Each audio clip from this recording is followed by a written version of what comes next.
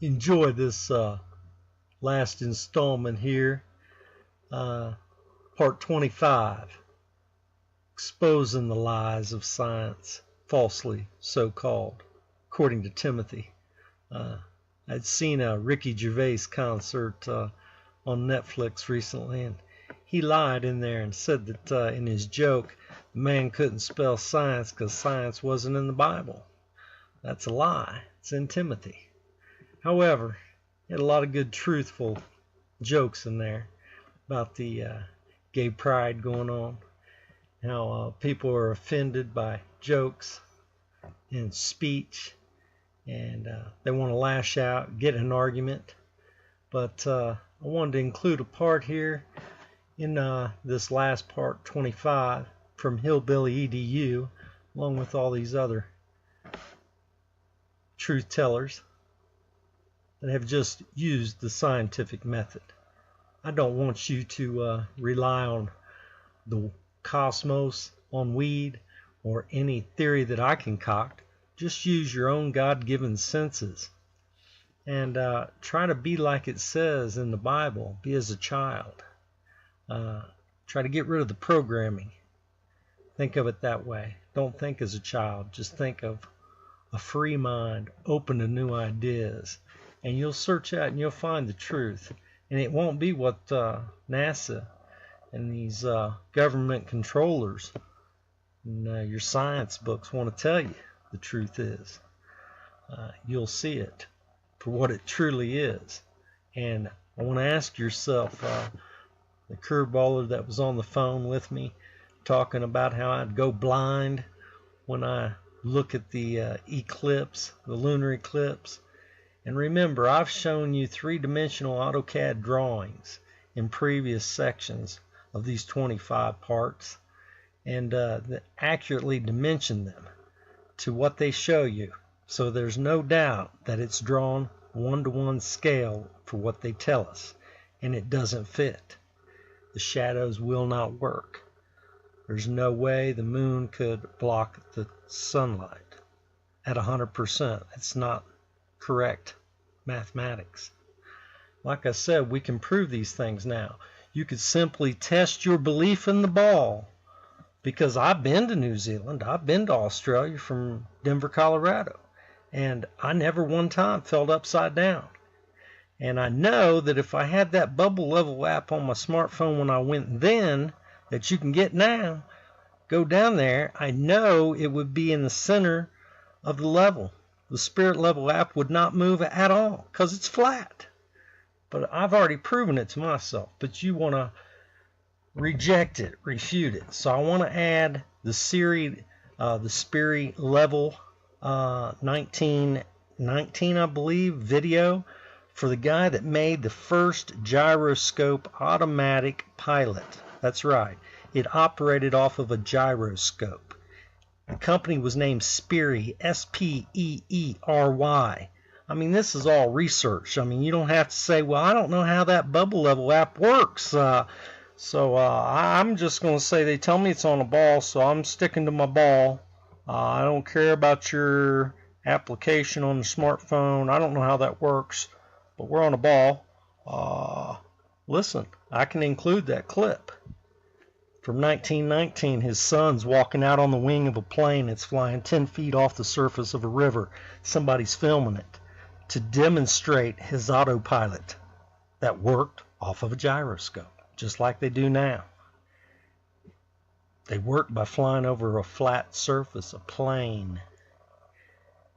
And you want to believe you're on a ball. Wake up before you burn up. I invite you in 7 years when we have the new solar eclipse or the lunar eclipse, the sun being shadowed by the moon. You remember the 2017 eclipse, and they showed us a nice cartoon of how it was that both with your eye, the sun rises in the east and sets in the west. That's what you see. And you observe the moon do the same exact thing.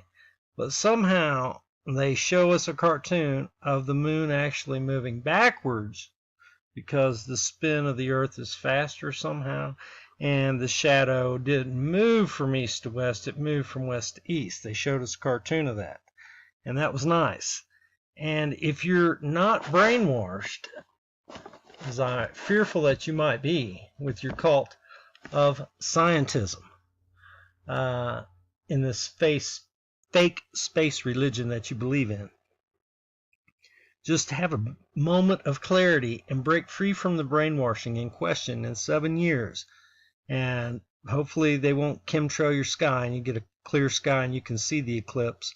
I'll try to look at it with my own eyes because I know I won't go blinded. I've done it this time and didn't need a seeing eye dog or anything. But question the cartoon they show you for why it will be that now, 7 years, that the shadow will go from the Gulf of Mexico to over Lake Erie. Just question that cartoon they show you. And please, I implore you, because I'm living proof that it's a lie when they tell you you can't look at the lunar, what is it they're trying to tell us? See, I can't even remember the brainwashing. The moon that blocks the sun. The eclipse, yeah, you can't look at it with your own eye, you'll go blind. I'm living proof that's a lie. So question what they tell you, the lies of men.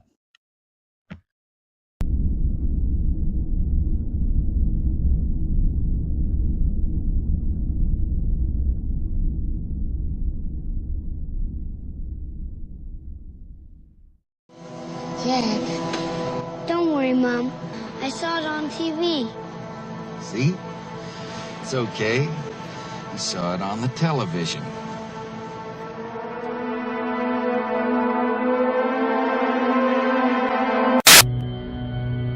We are about to take a journey from the dawn of time to the distant future. We will explore worlds, galaxies, space, and time. Hi, I am Neil deGrasse Tyson. And I'm here to tell you how f***ing rad space is.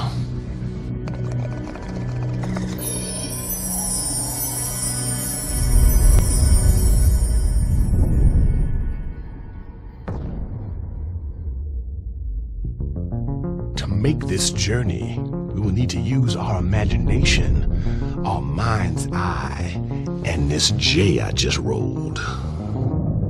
The distance to the edge of the observable universe is 13.8 billion light years.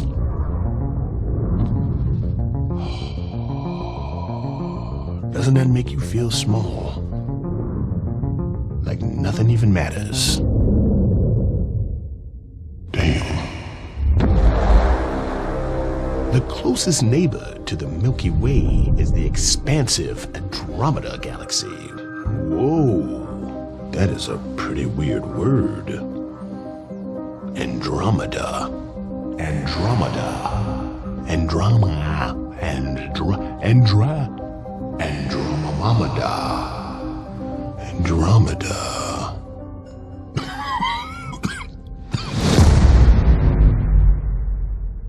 We all were created from stars. Everything is star stuff. This pizza, this cheese, and this pepperoni is stars. We're all, Oh, how is that made from stars? I think that's basil. A generation ago, Carl Sagan took us on a cosmic journey unlike any other. Who would have thought someone so chill would want to hang out with me? Just some dude. Oh, damn it. And now I'm here to take you on the same journey to unlock the secrets of the universe.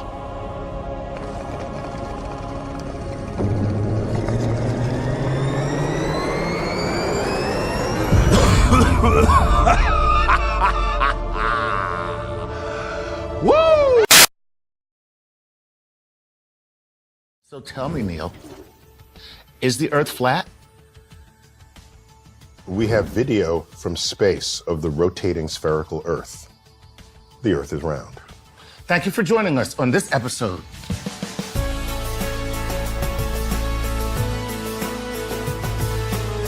What's odd is there are people who think Earth is flat. Right. But recognize that the moon is round. Mercury, Venus, Mars, Jupiter, Saturn, Uranus, Neptune, and the sun are all spheres.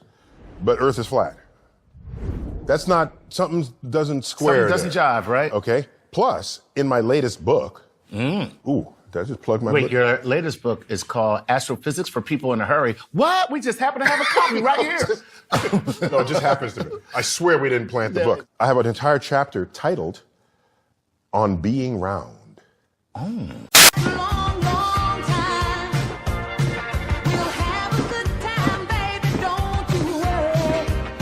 And it's an exploration of how all the laws of physics and the accounting of energy as processes unfold in the universe, how that conspire to make things round. So it favors the sphere. Favors a sphere, yes. Right.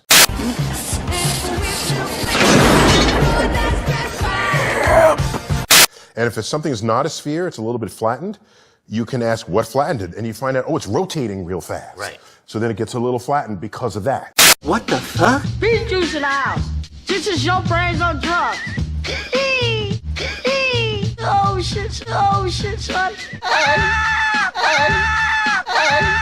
This is your brains on drugs. Right.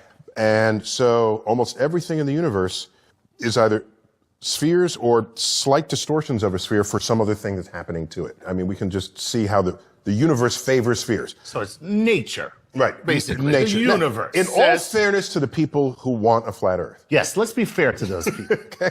In Columbus's day, there was surely a flat Earth contingent. Okay? Yes. Columbus predates the era of experimental checking of any idea you might have. Not a lot of peer-reviewed studies back in the day. Back in the day. Back in the day. Kind of just like, you just say whatever you felt. You know what?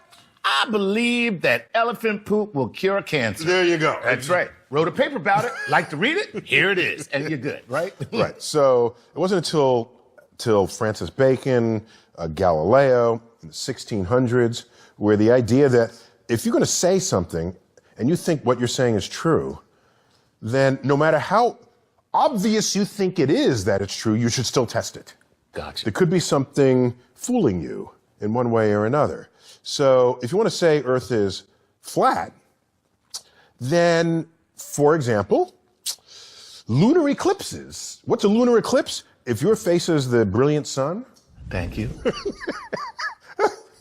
And this is Earth, and the moon is over here, the sun is always casting Earth's shadow into space. It's always there no matter what. Right. Obviously, okay? It's just a shadow. It's a shadow. The moon It's just a shadow occasionally shining on blackness. yeah, a shadow in darkness. A shadow in darkness. So the moon occasionally passes through that shadow. And if you see the shape of Earth's shadow on the moon, it is always round. Always round. If Earth were flat, sometimes you get like a flat shadow. Right. And we've never seen a flat shadow. Right. In fact, it is a segment of a arc of a circle, no matter the orientation of the moon and the sun. And the only thing that makes a perfectly circular shadow would be something that's perfectly circular. Perfectly spherical. Spherical. Right. Yes. So the only thing that makes a perfect circle shadow every single time is a perfect sphere. Right. Okay? No matter what angle you shine. Whereas a disk, it would only make a perfect circle if you lined it that way. Right. And So then you have to look at the face of the disc in order to get the circle. The circle. If any any other angle, you get other shapes. something of another The shape. Greeks knew this. Right. All the lunar eclipses they said, oh my gosh, we must be in a round Earth. This is thousands of years. Before 2,000 years Columbus. before Columbus. Exactly. Right. So now if the Earth is round, how big is Earth? You might want to check for that. There's a famous experiment conducted by Eratosthenes. Eratosthenes. And there are two cities in the old world, and one of them, they knew that at 12 noon on a particular day of the year, that the sun was directly overhead and you could see the bottom of a well. Oh, okay. You don't run around looking at the bottoms of wells. No. Because the light doesn't take, it's just No. Doesn't get down there. Doesn't get down there. How can we use this observation to see if Earth's surface is curved? We needed another well. Turns out we can't see the bottom of both wells at the same time. What might explain this? Well, there are two possible explanations. First, we could have a flat Earth with the sun that's small and close by, so that the light hits the second well at an angle. Or second, we could have a curved Earth with a sun that's big and far away, so that all the light comes in parallel, but only one well at a time is lit all the way to the bottom. Turns out with just two wells, there's enough wiggle room for both explanations to fit our observations. Eratosthenes only had two wells. But what if he had added a third? With a third well, it doesn't matter where the sun is. No flat Earth model can explain the angles of all three shadows. But the spherical model explains it all three angles, with ease. And to do this experiment, you got to measure the angles. Greeks had the angles. Yeah. Okay, in fact, geometry translates to Earth measure. Who is sucking whose titties over here? So one last thing, which should be obvious, Okay, if you pay attention and think about it. If you send a ship straight to the horizon, right, eventually it begins to disappear until it's no longer visible beyond your horizon. Right. And you should ask yourself, what kind of surface would produce that result? The ocean. If it's the ocean has a ramp. It's like a parking lot. The ocean has a ramp. And it's an elevator. It's an elevator. And then you get to a certain point, and they just like going down. Seafarers knew this. Right. And so, however flat they would have imagined the Earth to be, they couldn't have accepted it to be completely flat, because otherwise you would never not see the ship. Okay. Also, if I just tell you, Chuck, walk due east, okay? Right. And don't ever stop. Right. I just turn around my chair and face this way, and eventually you're going to come back. Right. And you'll probably be about 150 years old, because I am no Forrest Gump. That is how long it would take me to run the Earth. For me, the fact that there's a rise of flat earthers is evidence of two things. Okay. One, we live in a country that protects free speech. That's actually kind of awesome. I smell shit! And two, we live in a country with a failed educational system. Ooh, that one hurt. Our system needs to train you not only what to know, but how to think about information and knowledge and evidence. If we don't have that kind of training, you'd run around believe anything. Anything. Anything. And if you're interested in learning more about the Earth, the sun, and how the fact that we're hurling through space at, what is it, 17,000 miles per hour? Is that what we're going? Did you just pull that number out of your... I did. You know where I pulled it from. So you should consider all of this and consider checking out Brilliant, whether you are an adamant defender of the Earth's curves, or a professional scientist or a lifelong learner. Brilliant helps you master concepts of math, science, and engineering through solving fun, challenging problems. And you can sign up for free to get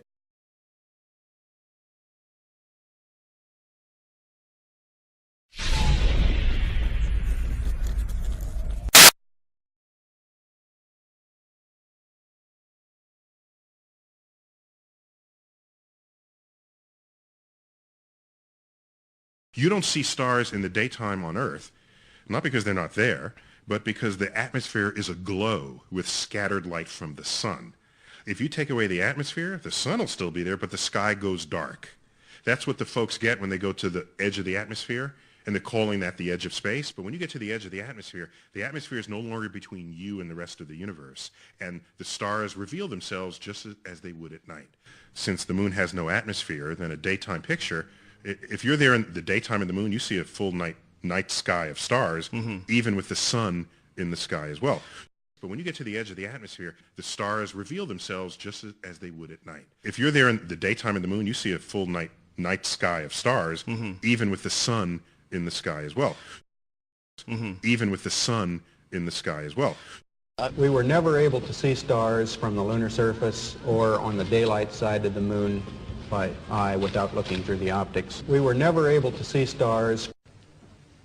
The sky is deep black when viewed from the moon, as it is when viewed from cislunar space, the space between the Earth and the moon. If you're there in the daytime in the moon, you see a full night sky of stars, even with the sun in the sky as well.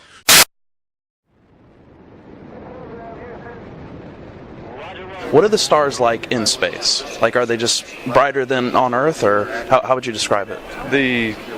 They're brighter, but they're different. A lot of things different about them. One, you don't have the atmospheric distortion, so they don't twinkle, right? So you see lots of points, and you see lots of points, and that literally millions of them. There's, the thing about Carl Sagan, billions of stars. There really are billions and billions of stars, and you can see them. In fact, they're so numerous, it's very difficult to pick out the constellations you and I see here on the ground.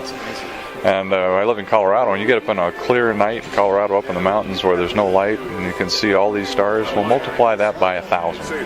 That's what it's like in space. And then when you're outside doing a spacewalk, and you have that one or two opportunities where you can let your eyes adjust, you can start to notice that some of the stars have colors we don't see here on the ground. So you see these pastel colors, light yellows, light pinks, light oranges, even light red ones, and light blue. There's all kinds of colors that you can see in these stars that you can't see here because it's... Oh, you can smell the shit from 5 miles away. The sky, of course, was black, but it had sort of a velvet sheen to it.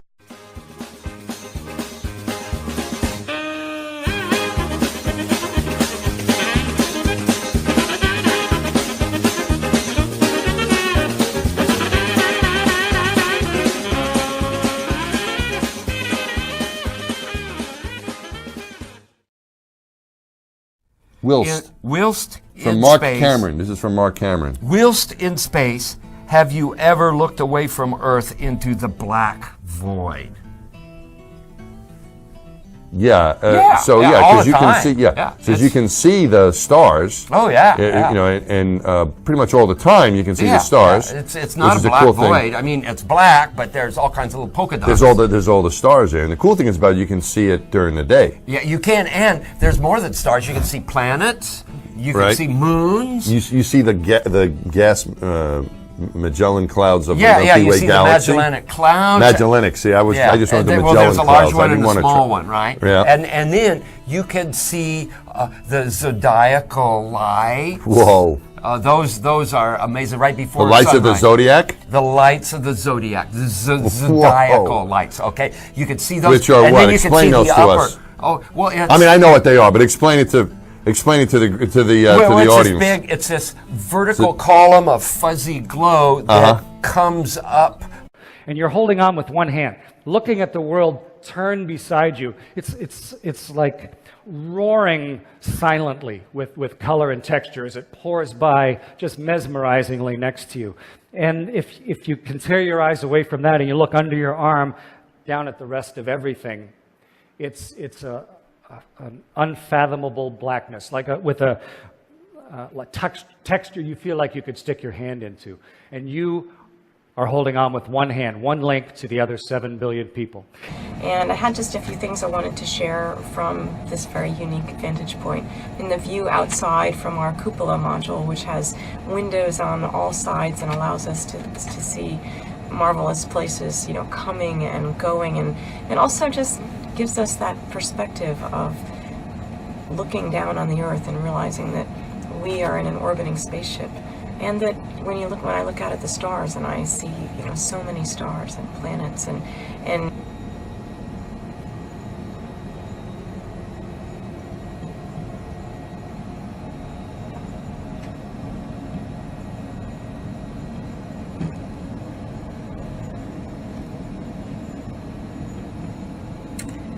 Hello and welcome to the International Space Station.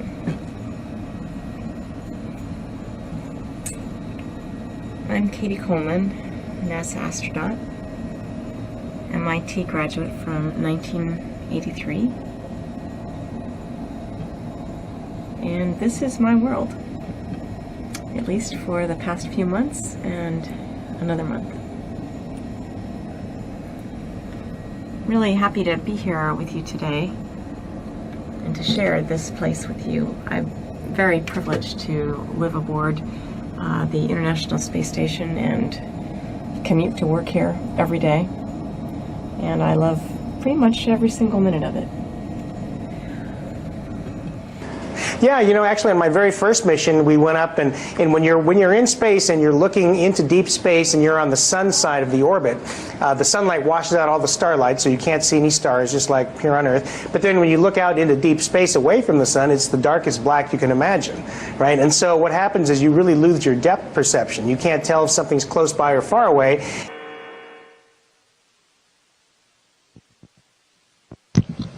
Well, when we look out the window, Emerson, the thing that we see and notice the most is planet Earth. Some of our best windows face the Earth, and it's very blue and very beautiful. So it's what we look at the most from the window. But we can also see stars if we're on the dark side of Earth and planets. The sky is a deep black when viewed from the moon, as it is when viewed from cislunar space, the space between the Earth and the moon. The Earth is the only visible object other than the sun that can be seen. Since the moon has no atmosphere, then a daytime picture, if you're there in the daytime of the moon, you see a full night sky of stars, even with the sun in the sky as well. We were never able to see stars from the lunar surface or on the daylight side of the moon by eye without looking through the optics. The thing about Carl Sagan, billions of stars, there really are billions and billions of stars, and you can see them. In fact, they're so numerous, it's very difficult to pick out the constellations you and I see here on the ground. And I live in Colorado, and you get up on a clear night in Colorado up in the mountains where there's no light, and you can see all these stars. Well, multiply that by 1,000. That's what it's like in space. And then when you're outside doing a spacewalk, and you have that one or two opportunities where you can let your eyes adjust, you can start to notice that some of the stars have colors we don't see here on the ground. The biggest visual surprise was just how black the sky was. Allegedly, this space fantasy goes around our Earth at a speed of 17,200 miles per hour, resulting in 15.5 orbits per day, or an orbital period of 92 minutes. So we should see a sunrise every 92 minutes. But if we take a look at this original NASA spacewalk footage, recorded live by NASA TV, we see nothing but 7 hours of black void.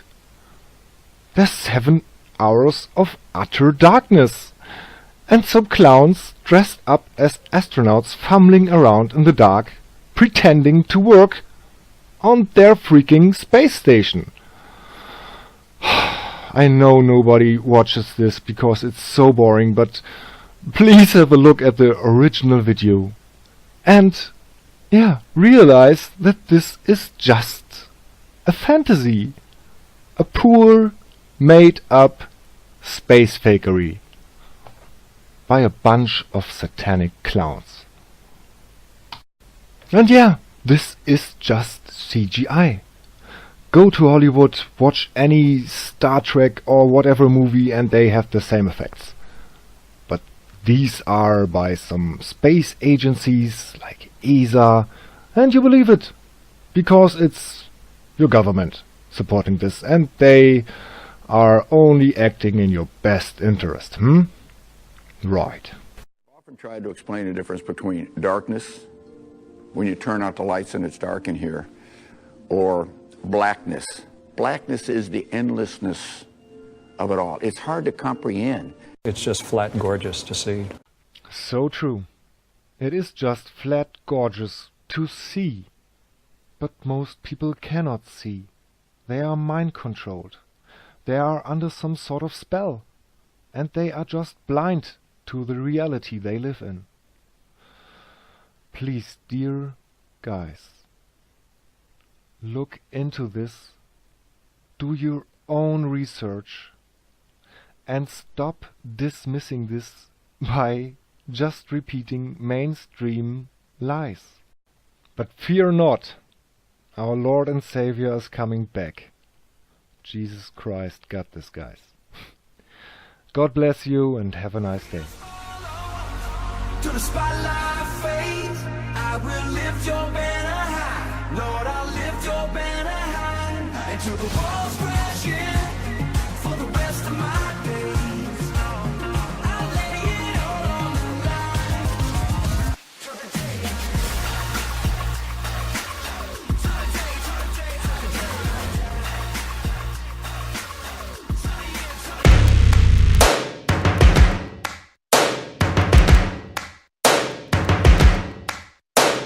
First things first, I'ma say all the words inside my head. I'm fired up and tired of the way that things have been. Oh, ooh, the way that things have been. Oh,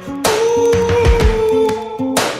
Second thing, second, don't you tell me what you think that I can be. I'm the one at the sail, I'm the master of my sea. Oh, ooh, the master of my sea. Oh, I was broken from a young age, taking my soak into the masses, writing my poems for the few that look at me, took to me, shook at me, feeling me, singing from heartache, from the pain, taking my message from the veins, speaking my lesson from the brain, seeing the beauty through the. Hey, you made me a believer, believer. Hey, you break me down, you made me a believer.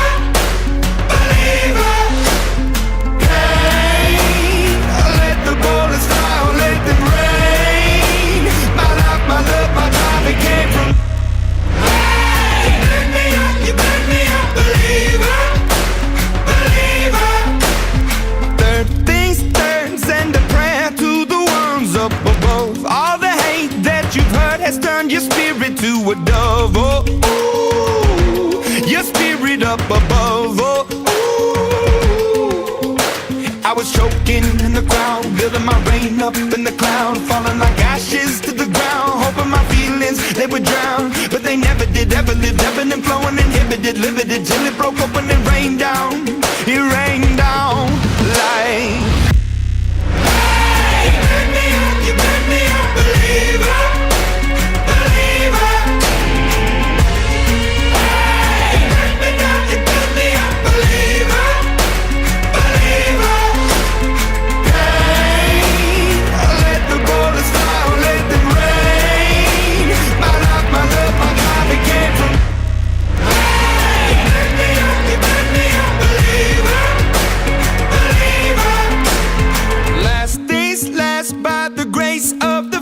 And the flames, you're the face of the future, the blood in my veins, oh, ooh, the blood in my veins, oh, ooh. But they never did, ever lived, ebbing and flowing, inhibited, limited, till it broke up when it rained down like.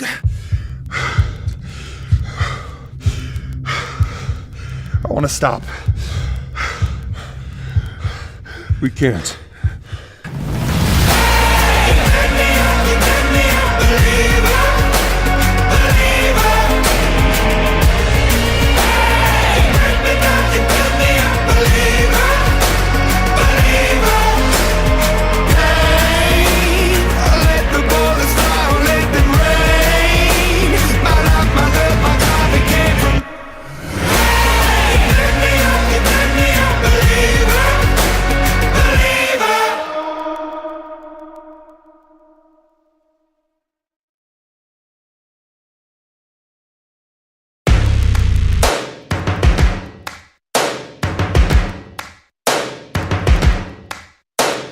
First things first, I'ma say all the words inside my head. I'm fired up and tired of the way that things have been. Oh, ooh, the way that things have been. Oh,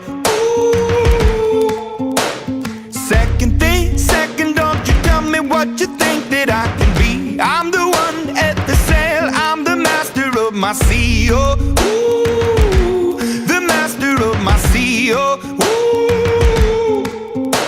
I was broken from a young age, taking my soak into the masses, writing my poems for the few that look at me, took to me, shook at me, feeling me, singing from heartache, from the pain, taking my message from the veins, speaking my lesson from the brain, seeing the beauty through the.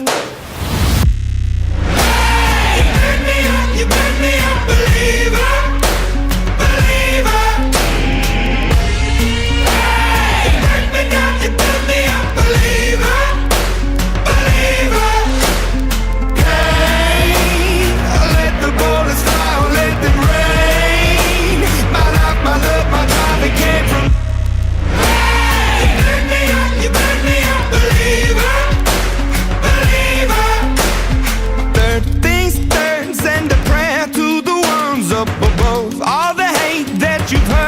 your spirit to a dove, oh, ooh, your spirit up above, oh, ooh.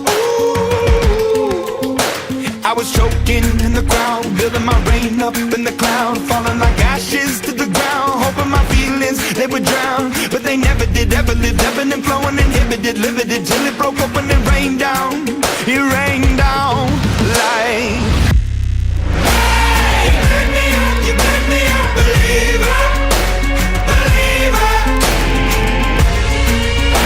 Hey, you made me down, you built me a believer, believer. Hey, let the bullets fly, let them rain. My life, my love, my God became from. Hey, you made me a believer, believer.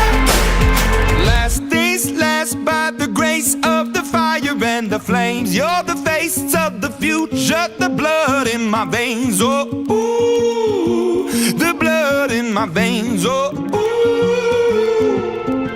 But they never did, ever lived, ebbing and flowing, inhibited, limited, till it broke up when it rained down. It rained down like.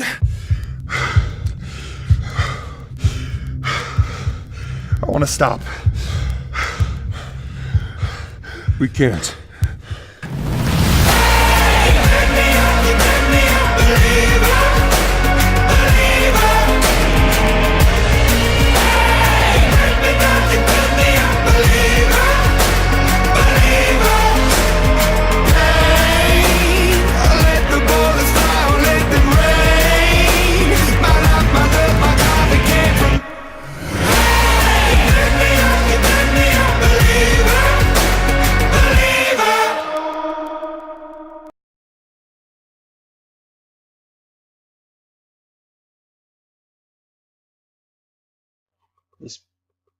I'm sorry to call you curveballer. It's not to belittle you. It's to provoke you to question. I've told you before, my own mother said I was mentally retarded when I was born. So I'm not trying to say I'm smarter than you. I've just questioned maybe more than you have because I got the mind of an infant, right? And if that Bible's meant to be understood as it's wrote, and it states the stars will fall from the heavens, either that thing's really close and really small and not as far away and as huge as man tells you. And then again, it could be just like in Romans, where it states, God tell the truth and every man be a liar. One box is right, one box is wrong. Just asking you to believe with your eyes what you see. This is the best camera that you can get optically. The resolution at Richie's house in Boston to the Prudential building. He's closer to the moon apparently. He can view it better. Look at the size and the distance they say. I know what I saw, young Just look at lady. NASA.gov. I will never forget it. You believe what everyone tells you to believe? Or you believe your own eyes?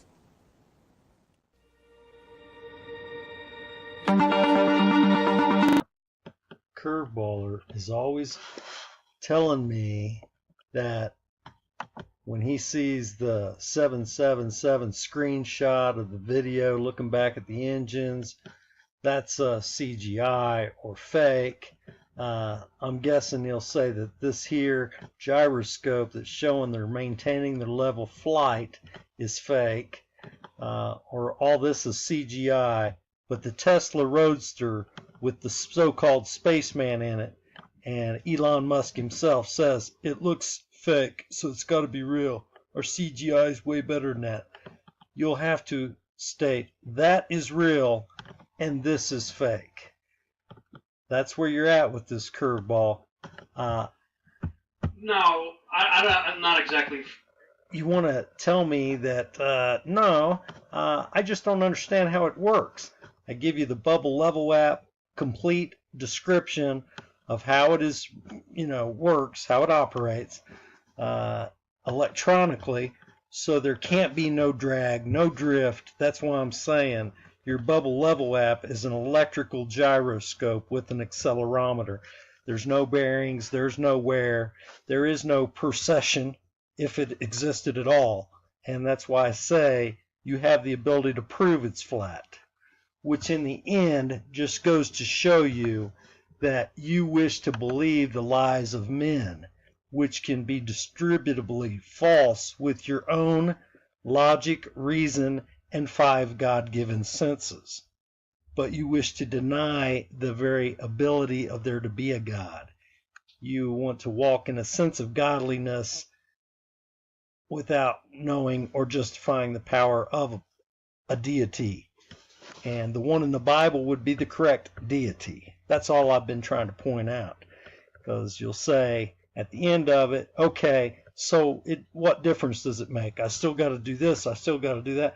The point is, there is a right and a wrong. One box is right, one box is wrong. Which one are you going to serve? Don't give me this photo of an imaginary God is for grown-ups. See, again, we're back to the atheistic point of view. We're through this already. We've proven they've lied to you. You've got everything on the news as a lie, for the most part. So you don't want to believe that God is real and there's a dome over your head and these people are lying about outer space. You just want to pretend like you don't understand how this stuff could work. Well, in this part, with a little bit of your God-given sense in this video, you'll see how it works. It's undeniable.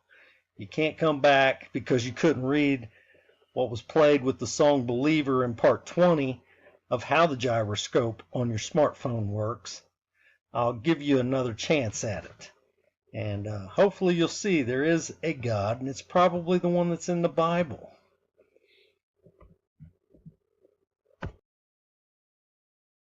In 1914, Lawrence Sperry demonstrated an automatic gyrostabilizer at Lake Keuka, Hammondsport, New York.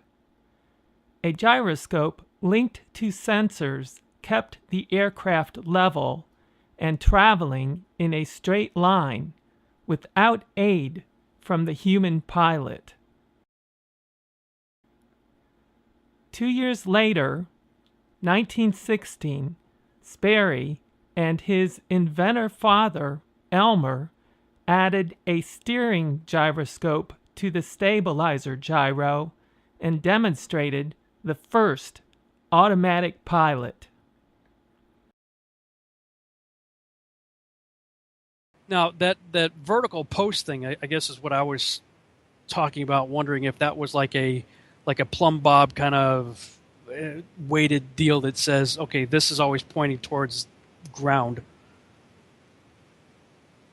Yeah, I understand that argument, and the way I try to explain it, as far as the center post, that's just the means of the disc rotating around it. That's what gives it its axis, so to speak. And my argument, my counter argument to people saying, well, it's just aligning itself to the center of the Earth and it just adjusts around it all the time.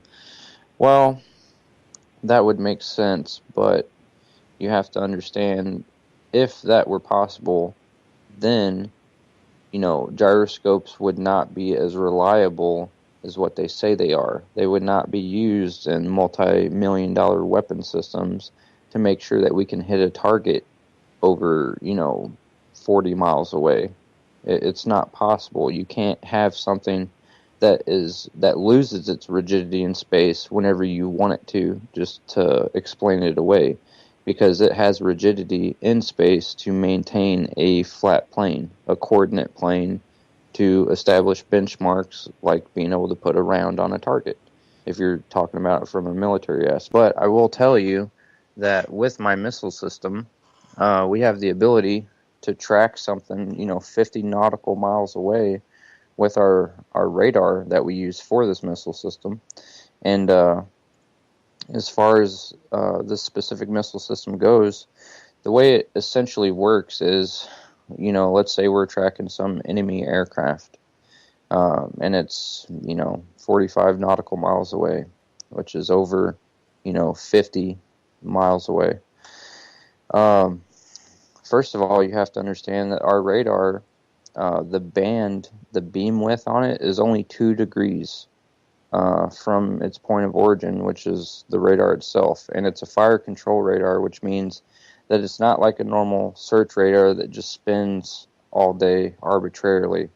It's a tracking radar. So it stays fixed to the target that it's tracking. It's not sweeping it, every few seconds. It's looking right at it all the time. That's how we maintain our track.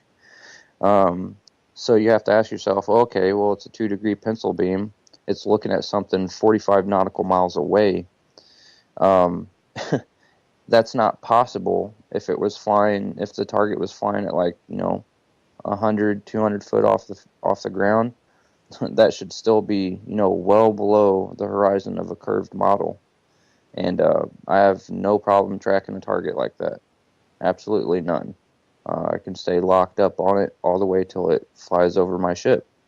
Okay, so now wait. Now, at what altitude are you above the surface of the ocean from your tracking station? The surface of the ocean, the radar itself is roughly, it's like 120, 130 feet above waterline. Okay, so you're 100 feet above the waterline, and you're tracking something else that's about 100 feet above the waterline. Everybody will show you NASA-based stuff, as their proof. Okay, let's get back to your field of expertise. Okay. What else can you tell me from your experiences on the high seas and working with the equipment that you've worked with? Yeah, no problem. Another thing that I bring up, my weapon system, when we're aiming at a target, obviously people know that our ship pitches and it rolls because of the seas. So you have to take into account the pitch and the roll of the ship. That information has to be fed into our weapon system so we can stay on the target, because if we didn't have a system that could feed into it like that, you got to think about it. If our ship takes a huge roll, our radar is no longer going to be pointed at the target because we moved in relevance to where the target was at. So what we use for that, to compensate for that, is this system. It's called WISN 7, and it's a gyroscope. It's a laser gyroscope that feeds and updates our weapon system so they can maintain on the target. And for anything that knows anything about gyroscopes, for anyone that knows anything about it, they know that once a gyroscope is spooled up to its operating RPM, it has this really, really innate ability to counteract the effects of gravity and any type of precession on it, meaning that once it's spun up, it maintains its relative plane. It does not care about any outside force at that point. And you think about it like this: once it's spun up, our ship literally pitches and rolls around it. It maintains its flat plane. So that's how we stay on the target. So if this system fails, you have to consider this. If it doesn't work the way I know it works, then there's no way we could stay on a target when we're in heavy seas and our ship's rolling all over the place. It's not possible. So, since I established that, I always say this. Well, gyroscopes are also used in other pieces of equipment like aircraft, and they are used to give you the attitude of where the aircraft is pointed. Now, I always say, I try to have people conceptualize this. Imagine an aircraft that's on the North Pole, okay, and it's looking out flat. If you can imagine a globe, all of a sudden, that plane would make a straight horizontal line across the top of the Earth. Now, when that plane takes off, because that gyroscope does not change its perspective, it maintains that flat Earth, and it is what feeds the attitude indicator to let your aircraft know that you are at level flight.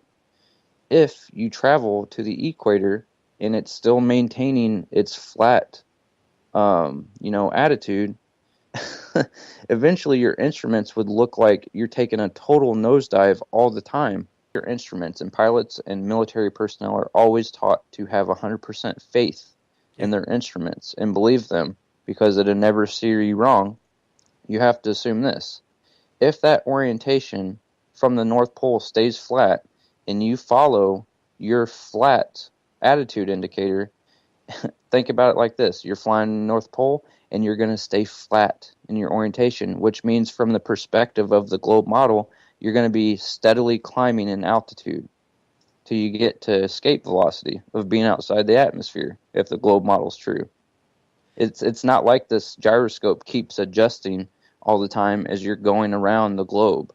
It's not possible. If it was possible, then it's not an accurate system. It's not a dependable system to maintain a flat plane, to feed weapon systems, to maintain, their track on a target when a ship's rolling. You can't have it both ways. Well, let's take a ride and see how it works. I hope it does work. In 1931, aviation took a step forward when the automatic pilot became a reality. The mechanical device worked the steering, rudder, and flaps so effectively that the pilot was able to leave the cockpit. The device is in these metal box containers and works rudder, elevator, and ailerons. Now the pilot turns the plane over to the automatic control. Notice how smoothly the great ship rides the airlines. It's all done by these small electric gyroscopic wheels actuating the drums. 2 years later, pioneer aviator Wiley Post was able to become the first person to complete a solo circumnavigation of the globe with the help of an automatic pilot. An autopilot is a system used to control the trajectory of a vehicle without constant hands-on control by a human operator being required. Autopilots do not replace a human operator, but assist them in controlling the vehicle, allowing them to focus on broader aspects of operation, such as monitoring the trajectory, weather and systems. Autopilots are used in aircraft, boats, spacecraft, missiles, and others. Autopilots have evolved significantly over time, from early autopilots that merely held an attitude to modern autopilots capable of performing automated landings under the supervision of a pilot. The autopilot system on airplanes is sometimes colloquially referred to as George. First autopilots. In the early days of aviation, aircraft required the continuous attention of a pilot in order to fly safely. As aircraft range increased, allowing flights of many hours, the constant attention led to serious fatigue. An autopilot is designed to perform some of the tasks of the pilot. The first aircraft autopilot was developed by Sperry Corporation in 1912. The autopilot connected a gyroscopic heading indicator and attitude indicator to hydraulically operated elevators and rudder. It permitted the aircraft to fly straight and level on a compass course without a pilot's attention, greatly reducing the pilot's workload. Lawrence Sperry demonstrated it in 1914 at an aviation safety contest held in Paris. At the contest, Sperry demonstrated the credibility of the invention by flying the aircraft with his hands away from the controls and visible to onlookers of the contest. Elmer Sperry Jr., the son of Lawrence Sperry, and Captain Shiras continued work after the war on the same autopilot, and in 1930 they tested a more compact and reliable autopilot which kept a U.S. Army Air Corps aircraft on a true heading and altitude for 3 hours. In 1930, the Royal Aircraft Establishment in England developed an autopilot called a pilot's assister that used a pneumatically spun gyroscope to move the flight controls.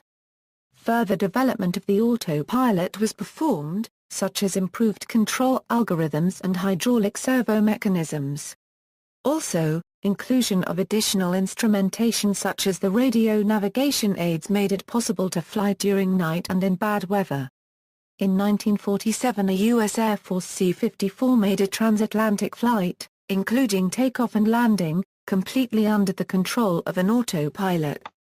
Look, I've tried to put this channel together and call it Hillbilly EDU so that I could really dumb it down for the people that don't like to read, don't like to critically think. I could just show them facts, bullet points.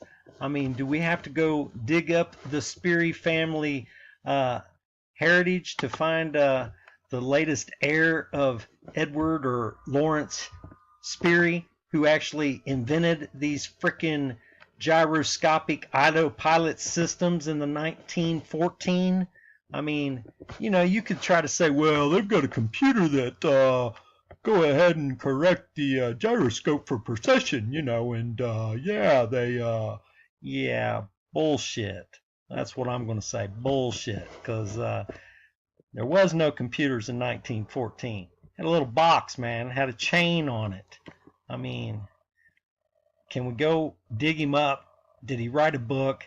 What did you think? How did this operate? Is the earth a ball? I mean, come on, wake up. This guy here says it best, and I'm going to let him speak, because this is what you got to realize. I've shown you people's videos from different people. Guy in New York, out in the morning, January 31st, 2018, the lunar eclipse, a total lunar eclipse. The problem is, again, you've got this Greek name or whatever they call it. I can't even pronounce the word. But again, I talked to a curveballer on the phone and explained, how do you explain the sun in the sky, the moon in the sky? It's a total lunar eclipse, and they're trying to say it's the ball Earth, when clearly I've shown it's the exact opposite of what you should see. That's how Satan lies to you. It's a lie, like Hitler said, so big the people won't want to believe it. And that's where you're at. You see the curve shadow on the moon in the opposite way it should be when the sun's in the sky. And they tell you that's impossible, yet you see it and you want to deny that. Just as anyone along the path of totality, 7 years from now, will see the shadow go from south to north, which is impossible because the moon goes from east to west, as always, even though you wanted to buy a retroactive shadow for this total lunar solar eclipse. And then they won't want you to look at it through a shoebox because you'll go blind. Another lie. But you don't want to question on these facts. The bottom line is that, gyroscopes, the only way that they could be of any use is on a completely flat plane, where up is always up, and sideways is always sideways, and down is always down, and otherwise it contradicts itself. The explanations they give for gyroscopes and how they function contradicts their own model. So there you go. Wheel of a gyroscope. This dependency exists for basic parts on the miniature Mercury compass, has its exact counterpart on an actual compass, the Sperry Mark 14. The rotor is 10 inches in diameter, with nearly all of its 55 pounds concentrated in the rim. To turn it 6,000 times a minute, this rotor is not driven by an external force. It is actually the armature of a three-phase induction motor. The rotor bars and laminations are mounted on the inside of the rim, and the field windings are bolted to the interior of the rotor case. The rotor axle revolves in ball bearings which fit into the bearing housings of the case. As a unit, the rotor and case constitute a complete electric motor which corresponds to the model gyroscope rotor with the inside ring. This horizontal ring represents the Mark 14 case. On the sides, two horizontal studs support the case in the bearings which are held by the vertical ring.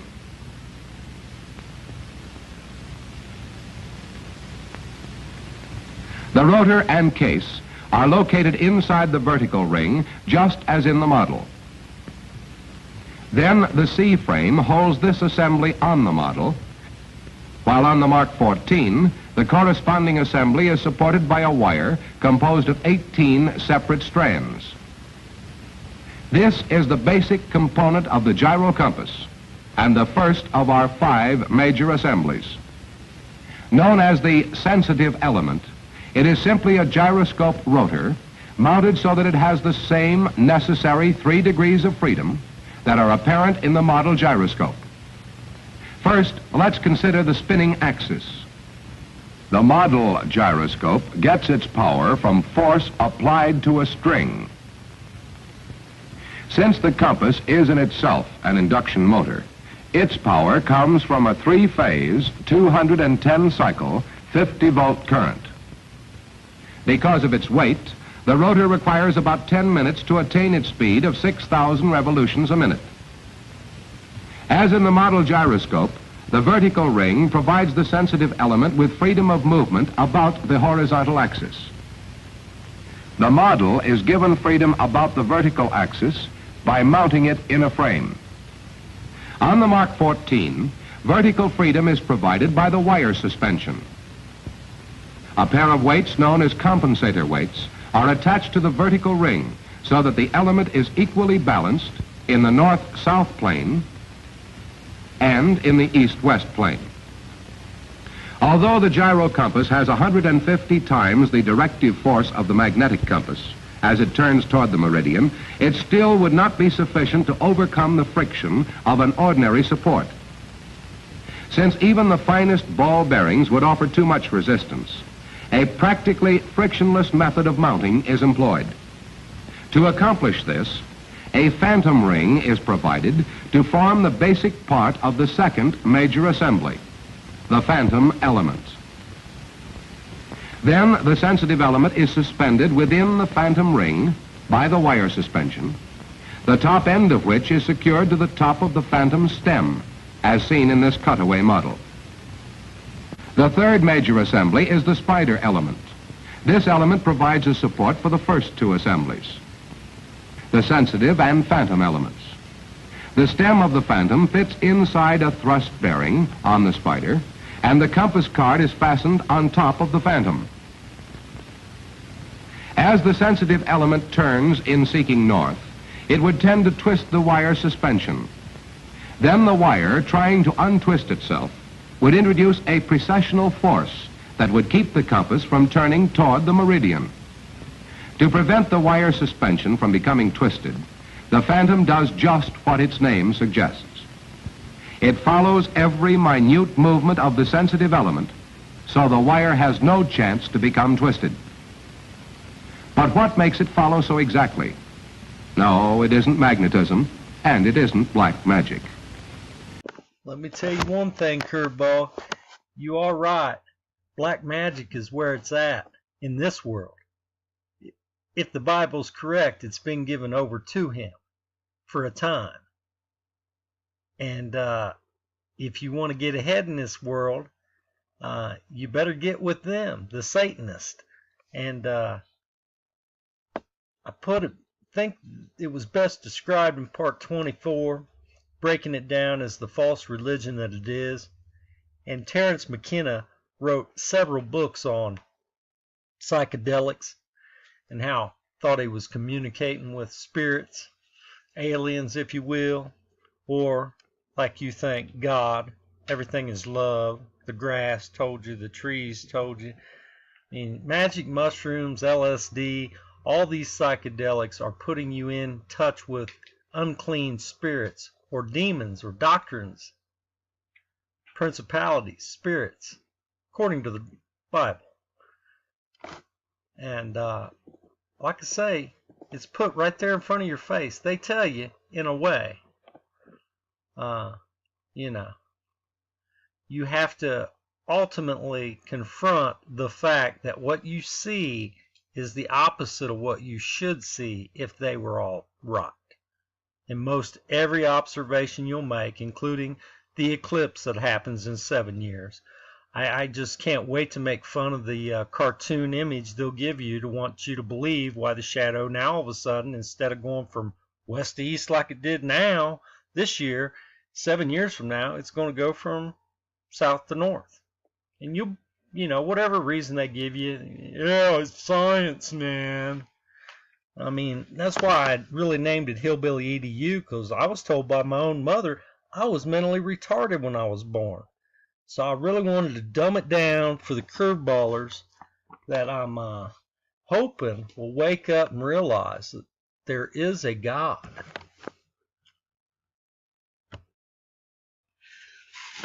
The very fact that this is true, and we've proven how gyroscopes really work and how they lie to you.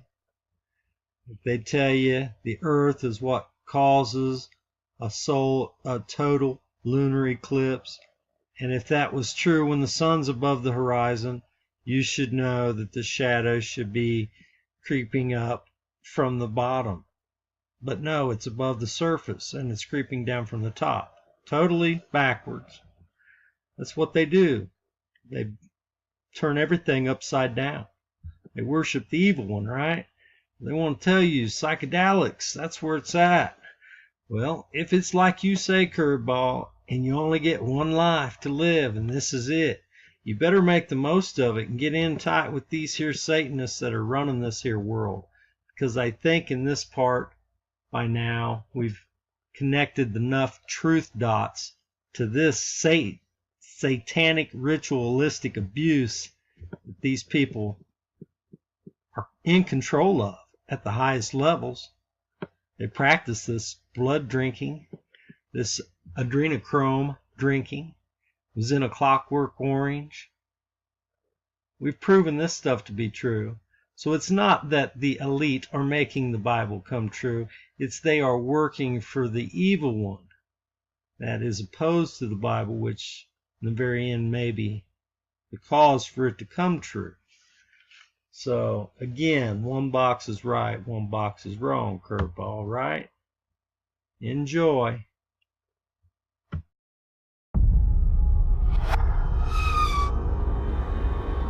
I think there's only one source for this stuff. Adrenaline gland from a living human body. It's a drug. It is a drug.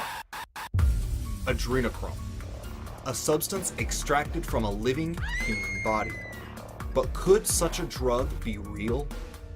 According to numerous independent researchers, not only is it real, many of the Illuminati elite are addicted to it and will stop at nothing to satisfy their depraved demand. Said it would take me higher than I'd ever been in my life. Join me as we dive down the dark rabbit hole of adrenochrome.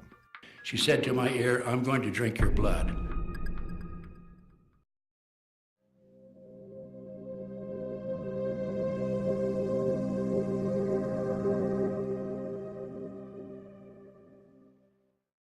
Long before popular culture portrayed vampires as sexy heroes, stories of a monstrous nobility who craved human blood were very much real. Elizabeth Bathory, the notorious Blood Countess, was a 17th century Hungarian noblewoman who systematically murdered numerous young servant girls, not only bathing in, but consuming their blood. The tortures went on. From bathing, it was only one step to drinking. Elizabeth would pierce the flesh of a victim, hoist her up to the rafters, then swallow the blood as it ran down. Could there really be a sect among society that is actually addicted to blood? And if so, why? Deeper research shows the reason might lie in a certain hormone which floods our bodies during times of intense fear or excitement, adrenaline. So adrenaline is a substance that your body releases into your bloodstream when you're in a potentially dangerous situation. It's responsible for the fight or flight response in mammals, heightening senses and increasing strength and energy. In some ways, the fear response gives us superhuman powers. Superhuman powers. You find that you're able to really concentrate. You're able to use muscular strength to an extent that otherwise would be impossible. Basically, these chemicals that cascade into our bloodstream and flood into our brain, they change the way we think and they change the way our bodies function. We don't feel pain. In the right conditions, it can be exhilarating and downright addicting. Thus the term adrenaline junkies. When we're experiencing something like a parachute jump, we're experiencing the same chemicals in our brain that a meth user experiences in their brain. So absolutely, you can become addicted to that sensation.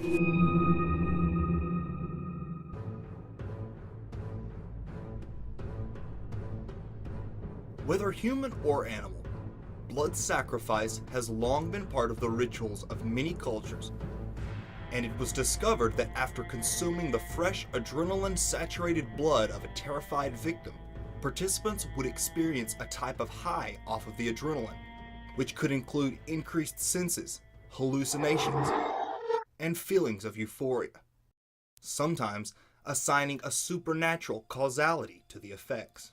Eventually, the precise timing was worked out, so that the victim would be killed at the moment the maximum amount of adrenaline had been pumped into the body. This knowledge was passed down through secret societies, ancient mystery schools, and intergenerational satanic cults.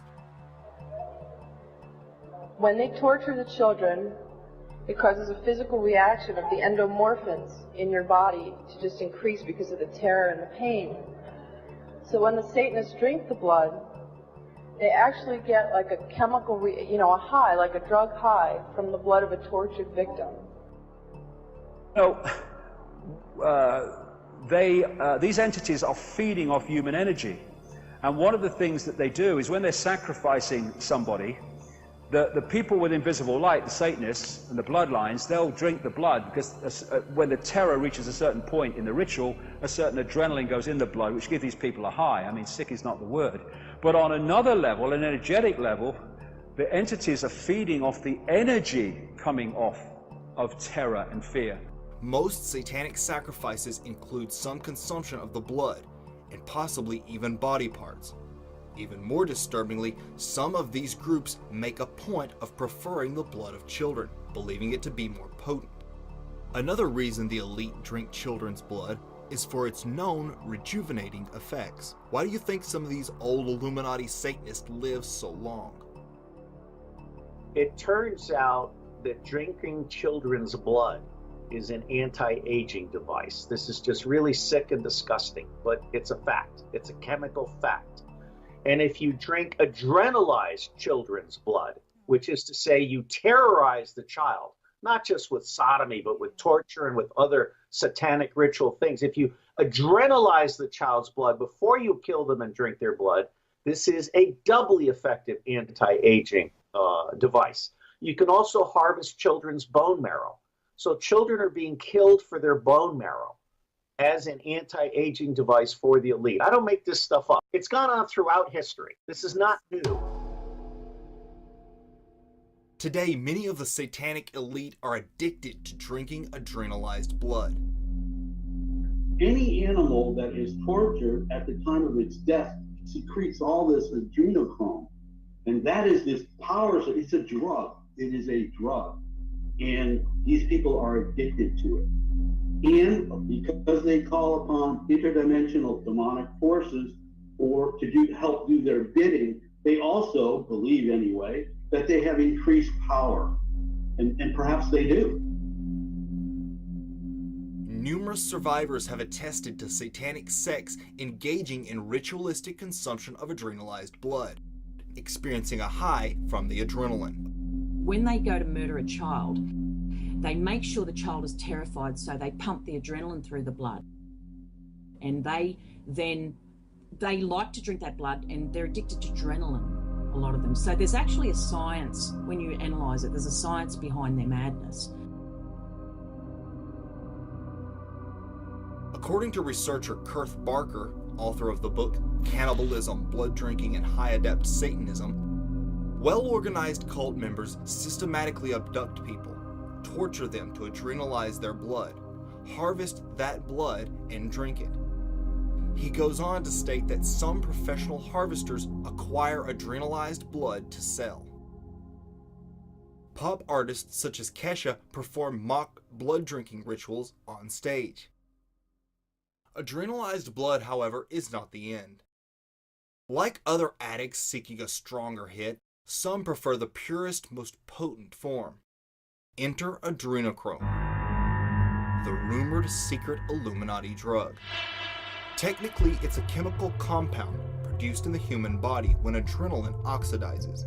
It was first mentioned as a recreational drug obtained from a Satanist in Hunter S. Thompson's book, Fear and Loathing in Las Vegas. Where'd you get this? Never mind, it's absolutely pure.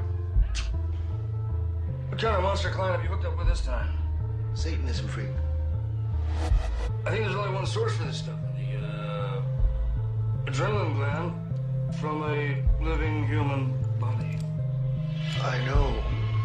The guy didn't have any cash to pay me. He offered me human blood, said it would take me higher than I'd ever been in my life.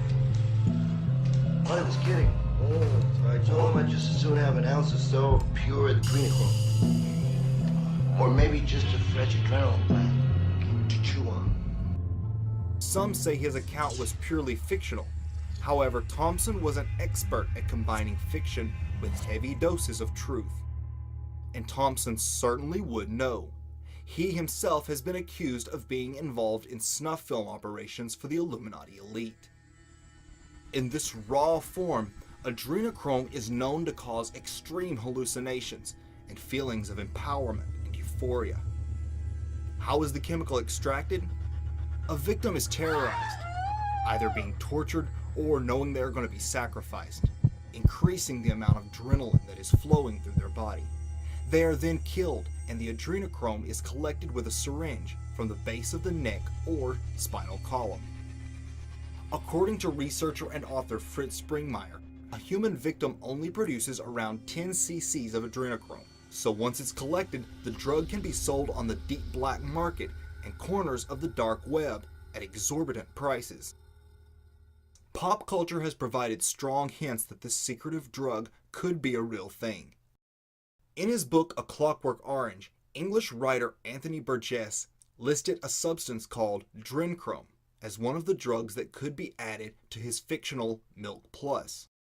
Stanley Kubrick later chose to make this as a film, and some researchers have speculated it's about adrenochrome. In 1982, British rock band Sisters of Mercy released a song called Adrenochrome, which mentions the mysterious substance several times. So what do you guys think? Was Hunter S. Thompson giving us a little dose of reality? Could this be the real reason behind all the legends of vampires and other blood drinkers? I'll be eager to see what you think in the comments. I remember slumping on the bed. His performance had given me a bad jolt. For a moment, I thought his mind had snapped, that he actually believed he was being attacked by invisible enemies. But the room was quiet again. Where'd you get this? Never mind, it's absolutely pure. What kind of monster client have you hooked up with this time? Satanism freak. I think there's only one source for this stuff. The adrenaline gland from a living human body. I know. The guy didn't have any cash to pay me. He offered me human blood, said it would take me higher than I'd ever been in my life. But he was kidding. So I told him I'd just as soon have an ounce or so of pure adrenochrome. Or maybe just a fresh adrenaline gland to chew on. I could already feel the stuff working on me. The first wave felt like a combination of mescaline and methadone. Maybe I should take a swim, I thought. Yes, sir. They nailed this guy for child molesting. He swore he didn't do it. Why should I fuck with children, he said. They're too small. With the engagement of Prince Harry comes newfound interest in the royal family and the suspicious death of his mother, Princess Diana. Many believe her death was orchestrated. But what family secrets might Diana have learned? She had recorded evidence of serious sexual offenses which took place inside the royal household. Palace secret that could bring down the monarchy. And could it have ultimately led to her demise? Some claim the princess was killed because of a disturbing practice she had uncovered within the forbidden halls of Buckingham Palace. The royal family decided to stop Diana using that evidence, so they killed her. Her years inside the Windsor's private world of horrors had given Diana a glimpse into the shadowy Luciferian world we call the Illuminati. Was she preparing to use her international platform to expose the hidden workings of the elite? Diana knew the Windsors had a dark side, but researchers speculate she had become aware of something she could no longer keep silent about. According to the book The Biggest Secret by David Icke, Diana had sought advice from a trusted confidant concerning how best to reveal a secret that would shake the world. When asked if it concerned global drug trafficking, she replied, "Oh no, it's much worse than that." The Sunday Express went further, however, and talked of a palace secret that could bring down the monarchy. The rape allegations were made to Princess Diana by a valet called George Smith, who said that he was raped by a servant of Prince Charles.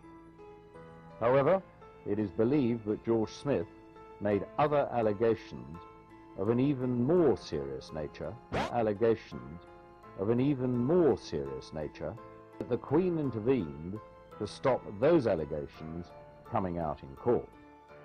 Could Diana have discovered the extensive child trafficking network among the highest levels of power that is only now beginning to surface through scandals such as Jimmy Savile? Jimmy Savile was a creepy radio DJ and TV presenter who also happened to be best friends with Diana's husband, Prince Charles, even attempting to act as a mediator at one point in their troubled marriage. After his death, it was discovered that he had been England's most prolific sexual predator to date. His number of victims, both children and adult, reached into the thousands. He was into sick Aleister Crowley sex magic, including necrophilia, and grew powerful through his ability to procure children for the British aristocracy. Diana loathed the man. Jimmy Savile was not just a paedophile. He was a procurer of children for the rich and famous. He was, of course, an inner circle, bosom buddy of the British royal family. And in all these investigations and reports that have come out, there's been no mention of his connection to the royal family. But Savile wasn't the only child trafficker closely associated with the royals. In 2014, news broke of an entire pedophile ring operating within Buckingham Palace, involving quote-unquote VIPs. A teenage boy working at Buckingham Palace revealed he was groomed and sexually abused by a VIP paedophile ring there. The lad was also assaulted at the royal family's Scottish retreat Balmoral. In a heartbreaking note, the boy, then just 16, told how he was the victim of exploitation of the highest order. Peter McKelvey, the former child protection officer who first raised the alarm about high-profile individuals engaged in child sex abuse, said that their campaign of abuse may have been going on for as long as 65 years, but there has always been the block and the cover-up and the collusion to prevent an investigation. There was also the case of the Queen's personal butler, Paul Kidd, who ran a high-level child trafficking ring inside Buckingham Palace and even brought children to meet the Queen Mother. It was first in 2008 that news about deep roots of paedophilia inside Buckingham Palace emerged. Former Buckingham Palace butler was unmasked as a sexual predator who ran a paedophile ring while serving the royal family. American billionaire and convicted pedophile Jeffrey Epstein's former sex slave has named the Queen's son Prince Andrew as one of her abusers. It's a scandal in any shape. Prince Andrew, a member of the royal family, has been named in US legal documents linking him to an abuse of a minor. The FBI allegedly has tapes of Epstein and his powerful friends having sex with underage slaves at his infamous Orgy Island. No longer the timid, naive teenager once lured into the Windsor's gilded cage, Diana had caught on to much more than anyone suspected. According to Mohammed Al-Fayed, Diana had recorded evidence of quote-unquote serious sexual offenses taking place within Buckingham Palace. Their evidence was dynamite for the royal family. Diana, Prince of Wales, had kept record of all threats and bullying of Prince Philip. She had also recorded evidence of serious sexual offenses which took place inside the royal household. But deeper research reveals a much more sinister motive behind Savile's child abuse ring. Victims have come forward exposing the ritualistic nature of the abuses they endured at the hands of Savile and his rich and powerful friends. Satanism is known to be practiced among the British aristocracy. Could this be some of the earth-shattering information Diana wanted to expose?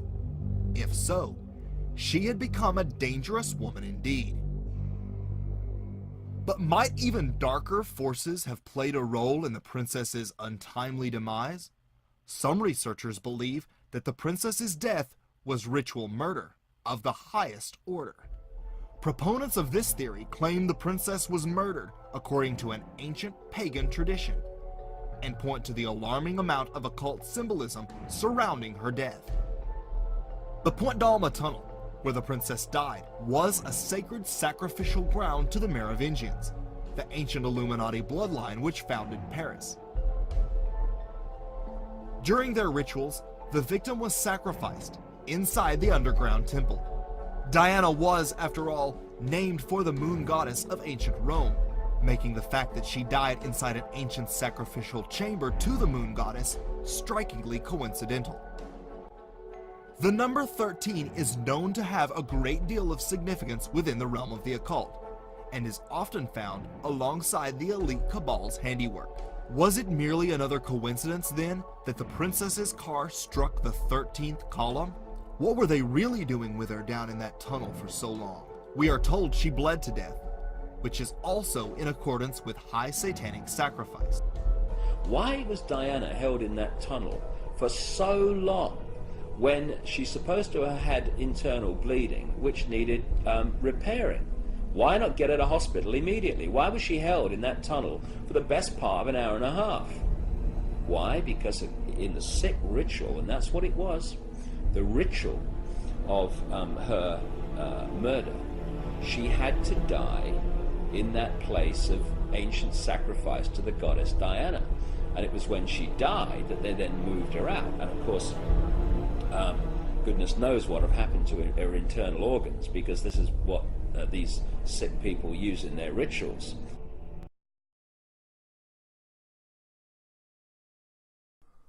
The story of Turtle Island. Native Americans called North America Turtle Island. The Ojibwa tell the story of how the Quiche Manitou flooded the earth because its creatures had forgotten to love, honor, and respect all beings in the circle of life. There was no land for the surviving creatures to live on, but through the pity of the Great Spirit, the creatures repented. Mackinac, the turtle, offered his back to be the foundation of the new land. Other animals would swim to the bottom of the water and bring up mud and put it on Mananoc's back. Once a small island was formed, the animals swam in a circle which caused the land to grow. Then plants, grasses, and trees began to grow on the land, and the animals began to inhabit the land. Eventually, Quiche Manitou brought human beings, Anishinaabe, the original ones, to play on the earth. But they also forgot the original teachings as their animal brothers did. Again, the Great Spirit was going to destroy the earth with fire. The White Eagle, having pity for the foolishness of the humans, appealed to Quiche Manitou to spare them. The eagle asked, quote, "If I am able to find one person who remembers the original teachings of loving, honoring, and respecting all creatures in the circle of life, will you spare the destruction for one more day?" End quote. Quiche Manitou agreed, and so each day the eagle flies out at dawn to see if at least one human remembers. When he finds one, he brings the news to Quiche Manitou, and the earth is spared for one more day. Hi folks, and welcome to another video from A Plain Truth and questioning everything to find truth. Exciting next tomorrow. I find out tomorrow, the next day, if I'm going to be terminally canceled off my flagship A Plain Truth site, or if I make it through tomorrow. That's 2 weeks, and I should get the site back up and able to post over there as well. So I wanted to get into a little bit of truth movement here, and apparently there's been some calling us out for not being right about the moon being 3,000 miles up and the sun 3,163 miles is what I used to do. And I want to talk to you a little about being in the truth movement, folks. I started out right after Dubay came out with his book back in November 2014, and being in the truth movement, you got to be nutso to get in this anyway.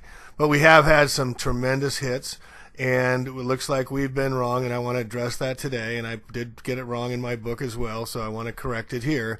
And thank you all for pointing it out. But let's be nice to each other, and we're all trying to learn the truths here. And we can do a lot of this work empirically by just observations and by looking.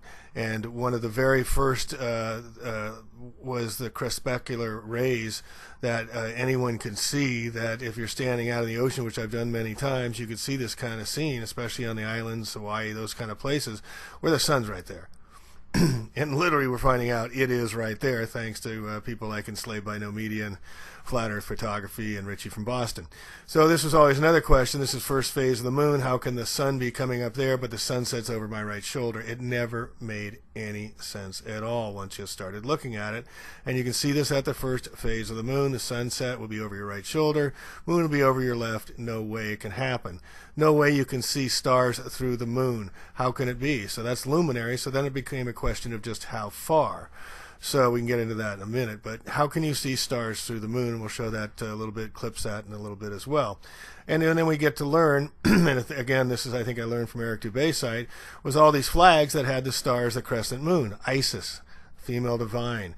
This is Isis, the female moon, crescent stars through the moon. Now the moon and the sun are the same size. That's what it looks like, folks, and why do we call it a sunrise? But what I got into was the trigonometry, the basics of two people standing at differences, measuring the two angles and coming up with the distance. I mean, it's not that difficult to do, and apparently there were people to do that. Again, I think I learned it through Eric Dubay, so maybe that was a mislead out to get us on the wrong path, and looks like it has been. But I did put this, actually was in my book, and so we'll have to come out with edition 2 and correct that. But as I said, we've been right on a lot of things. And one of the things I could never get my head around was how could we still be seeing clouds behind the moon if it was still 3,000 miles away? Clouds aren't 3,000 miles up. But again, we have other proofs definitive that the moon isn't what it says it is when it measures warmer 4 to 6 degrees in the shade of the moon shade than it does in the moonlight. How can that be? Because all the world's a stage and we're merely players in it. They're playing us, folks. They're playing us all the time. They're working us, and it's the men in black. Why would they even put this supposed moon up there, what it is, and have names for all the Jesuits, for all the craters, when we used to have that? It matched perfectly with the clock of the day when we worked the feminine divine and followed the feminine nature nurture rules. So the 12-hour day and the 12-hour night fit perfectly on a flat earth, and it also coincides with the Native American legends and the Far and Near East Asians and the Vikings and the Egyptians, Babylonians, and many, many other cultures. But we're never taught any of this. We're all like a turtle coming out of our shell for the first time and seeing what's going on around the world and what the possibilities are. And what we're going to get into now, is starting with Richie from Boston, is using new technology, commercial technology, most Nikon Coolpix 900 camera, to judge distance. And once you get it with a camera, it's pretty irrefutable and it's repeatable, both scientific qualified, so you can do this yourself, empirical data, just like these other things of looking at the moon with your own eyes and asking people what the heck a sunrise means. But the Native Americans use the moon. Isis is the moon figure. There was 13 moons that matched perfectly with the 28 days that match up with a woman's menstrual cycle. It was all in sync and harmony, and all had resonance with the astrotheology above us. And so this is really important to grasp, but it's much closer than we think. And heaven, as someone said as well, is much closer. But the church says the earth is flat, but I know it is round, for I've seen the shadow on the moon, and I have more faith in the shadow than the church. Ferdinand Magellan. Are you going to start arguing with them in front of everybody? Of course you wouldn't, because that would make you look insane. It just doesn't make any sense. You can't argue with them and win, correct? So there's that. Now on to this. See this video that I'm taking right now? I'm clearly, in the daytime, I'm zooming in on the moon. Let's watch this again. In the daylight, I'm zooming right in on the moon. No problem with a Nikon P900. And I can zoom even further than that, and I believe I will. There it is. You can literally see what looks to be stars shining right through it. Now let's take a look at this. This is going to be a little comparison. Right over here is the Boston skyline. See it? And right there is the Prudential building, which if you Google it, from my house to the Prudential, it's 4.7 miles away as the crow flies. Not too far, right? I could probably fly the drone over there, but I might lose it, so I don't. At any rate, plus there's an airport right here. Yeah, I grew up next to the airport watching Logan dump all day long. This never happened in my first 30 years of life. It's all pretty new. At any rate, let's watch me zoom in on the Prudential building, shall we? This is going to be a test. Prove that the moon is nowhere near 234,000 miles away. Watch. I got the tripod up. I've got the Prudential right in my sights. And here I go. I'm zooming in. That's the Prudential building. See it? Let me adjust the tripod for a second, because as you zoom, it goes up. Here we go. Here we go. Here we go. Prudential building. You can almost read it because it says Prudential right there.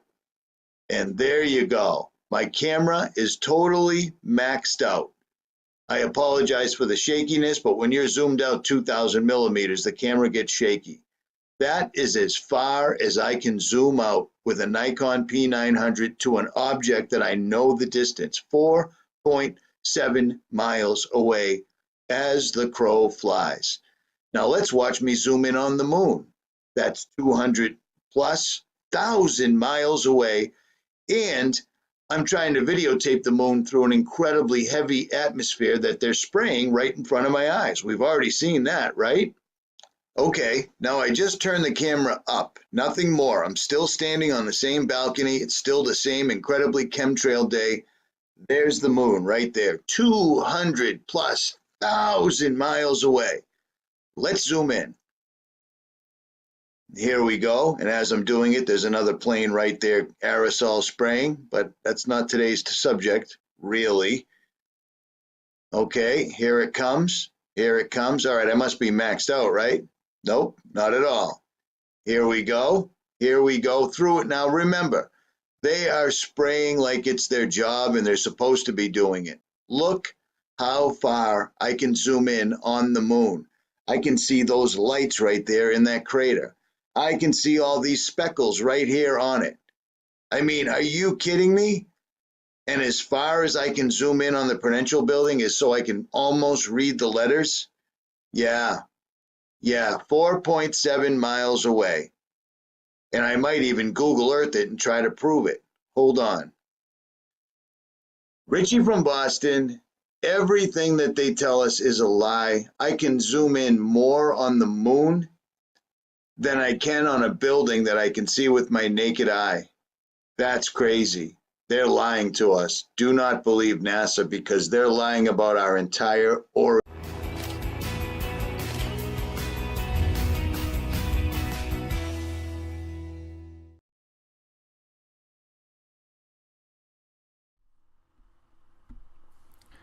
Hey guys, Paul on the Plane here. It's been a while since I've produced an episode of Faking Space, but I'm back today simply to add the SpaceX Tesla Roadster launch last month to our forensic analysis series here in Season 2, because it was another classic example of how a government space agency continues the endeavor of the reinforcement of the heliocentric lie to the government school indoctrinated masses with images and video that was anything but authentic. If you think for 1 second that SpaceX and NASA aren't connected, you you better check the facts. Under our ELV certification agreement, we're undertaking vigorous engineering reviews with the Air Force. To date, we've delivered more than 30,000 data items to the Air Force and provided total access to our internal systems to more than 300 government officials for certification. And we hope to complete that certification this year.